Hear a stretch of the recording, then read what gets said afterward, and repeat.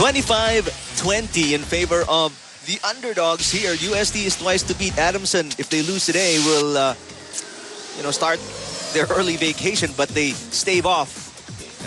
Well, not stave off, but they win set number 1, so they need 2 more sets to force a rubber match against UST. But of course, UST, they're not the defending champions for nothing, as you see some of the highlights of that set. It was an early lead for UST. They led by as much as 5 points. And that was when Adamson, their defense and their offense were still not solid. Pero once they got their defense in place, things started to roll for the Soaring Falcons. That's right. You're right. In fact, it was a 6-point lead, and all of a sudden they tied it and they just ran away with it. And it started with good defense over at the net. I think that was a crucial part of this first set. When they controlled Depante 6 consecutive times.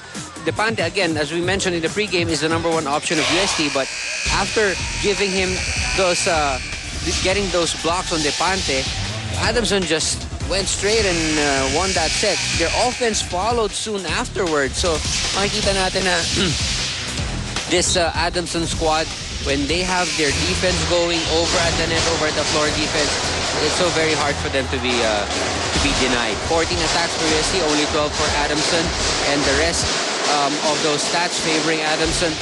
This will be a tough second set, I presume. UST, with the way they're receiving the ball, that's their main problem right now, Eric. They have to improve on their reception.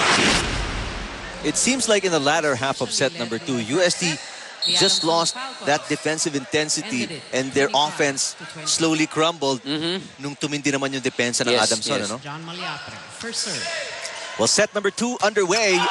UST starting off like they did in set number 1 with Arbasto scoring a point. Middle attack there for Arbasto.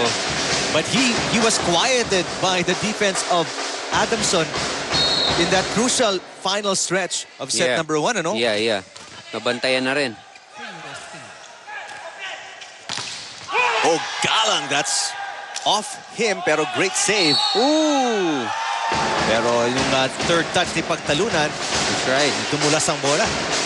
Wow, that was a rare error from Pagtalunan. Good save, but ito na. And it was time for Pagtalunan to send it over. Called for that 2-touch violation. Alpafara. Oh, what a block. Pagtalunan, Hardin combining for that. Wow. I'm amazed at the 2 blockers of Adamson over at this side. Always. Whether it's Alpafara or Depante, walang nakakalusot na bola doon. Oh, poor reception. Alpafara results in a free ball. But Galang unable to close it out. The second best scorer in the league. Medyo napalakas, nagigil yata sa palo. Anthony Arbasto serving for UST.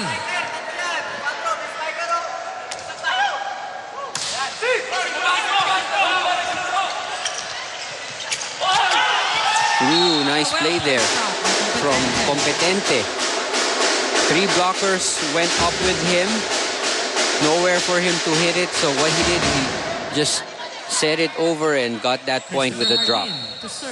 Goes to show you how smart these Adamson players are. No? They don't force the issue.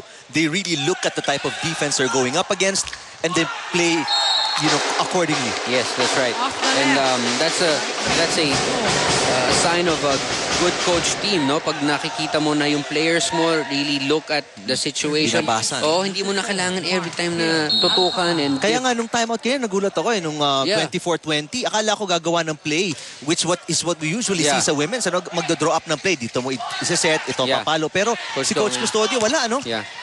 Easy lang. Sinabi niya lang niya, I don't want it to happen. Remember, we still need 1 point to win this set. That's what they did after the timeout. Oh, nice from Depante. What an angle on that shot, and that's not coming back. I don't care how great you are a player. When the ball is across the floor about 6 feet. Yeah, it was impossible at that point. 5-7-2. UST off to a good start again in this set. They lead by 3. That's outside. Side shot, Competente. No touch from the block from Competente.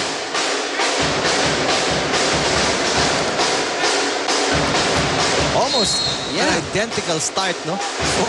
For these two teams in a different set. Alfafara. Oh, poor reception. Poor reception. From Adamson's libero, Gilbert Longavela. He had a few also in the first set, but maybe that's their strategy. Habol from behind. Alam ba yan? 5, isa pa. Kailangan 6 that was, lamang. yung biggest deficit nila nung set number 1 was 6 against UST. Ramos to Depante. Ayun, anin niya. Okay. Now's the time to run. 8-2. And UST off to a good start here in set number 2 against Adamson.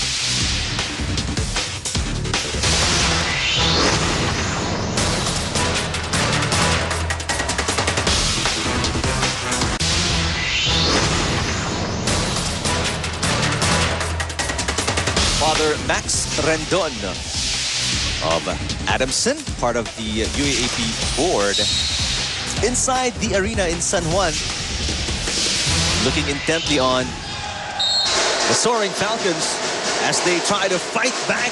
Yep. Being down by 5 here after that UST service error. Now, here's the best attacker for the soaring Falcons, Ron Galang. And I saw him warming up kanina. The guy, he really soars when he goes for those attacks. That's right. So pag-open, ano? Taas tumalon. He actually takes off far away from the midline, no? But that's how high he jumps. Talagang kaya niyang ibitin, kaya niyang lumutang. And look at now, it's a 4-point lead now for UST. Unconventional way to start the serve. No? First time I see a player na talagang Mababa. mababa, no? Depante on the combination. Now you see the change up from Okang and Depante. It's not always here, near the antenna. Ngayon medyo gitna yung set. See? And against 3 blockers, ano, Naipasok pa rin niya because the blockers had a different look from what they were used to seeing Depante hit. That's just barely out from Competente. Maybe an inch. UST up by 6 again. Let's listen to Adamson. Pero tinatapo naman. Pagay na nga yun. Sige.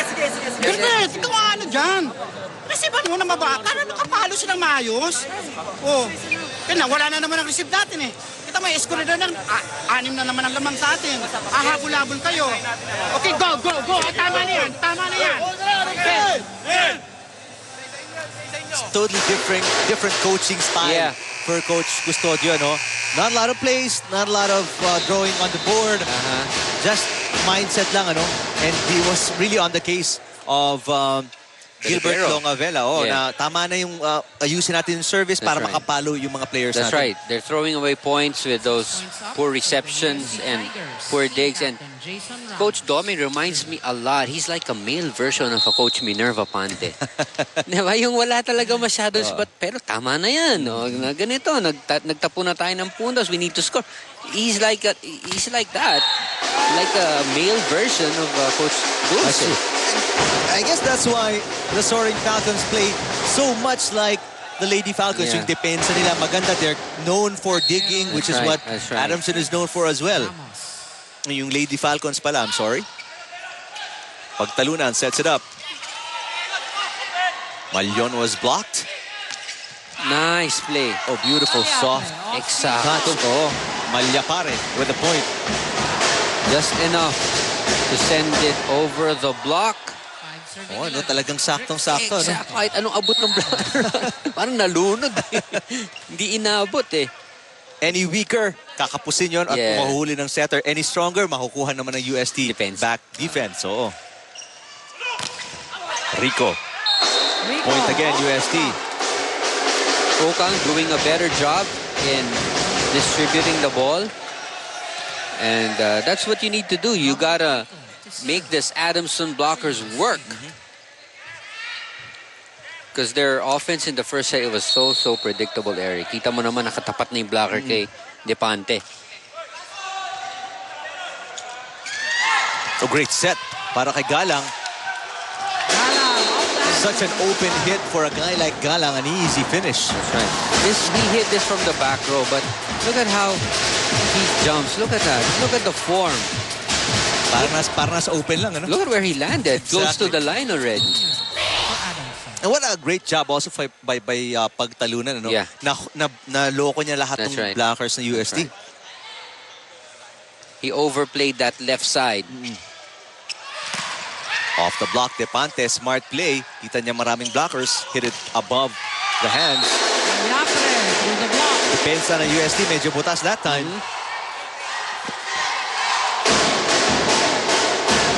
And the attackers of Adamson making the UST defense pay. Service. Dapat may slow mo tayo dito ng sarili sa panel. Hindi ko na masundan kasi ang bilis. That was Malyapre. Arbasto. Pagtalunan. Oh, I think sa antena tumama yun, ano? that's right. Coming from Malyapre. Straight into the antenna, into the tape also. Yun. Diretso sa antena. Salvador. And for those of you wondering, itong net ng men's mas mataas to sa net Mataas. ng women's. Oh, service ace from Depante. Just on the line. And that is one of the good things about the jump serve of Depante. Mabilis bumaba yung yung bola. Kahit na jump serve siya, take a look. Taas naman din mag-toss ni Depante. Look at that. Full extension of the right arm. With the front spin ng bola, kita mo, ang Depante. bilis bumaba. Again. Ang ganda ng serve. Oh. Net. Malyapre Interference called on Malyapre. crashing into the net. And coach and referee, first referee, Philip Quizon. Let's see kung medyo napadikit nga siya. Yeah, kita-kita.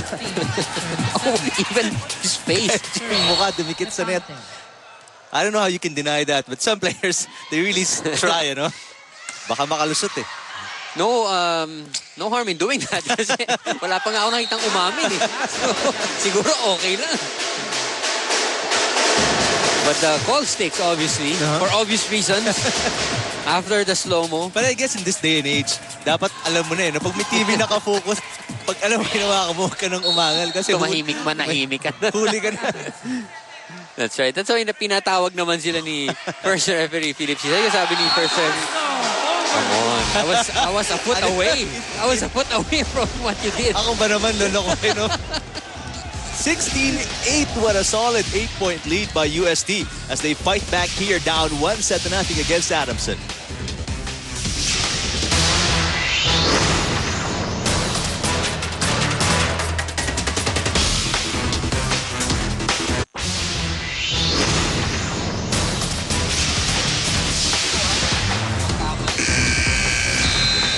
Coach Sammy Akailar, siya po yung naka-jacket on the top right of your screens and the rest of the De La Salle Green Archers, or I guess men's spikers, kasi ang women's is lady spikers. That's right. Coach Sammy Akailar, a former coach of mine before, and I'm so happy with what he's doing with this De La Salle team.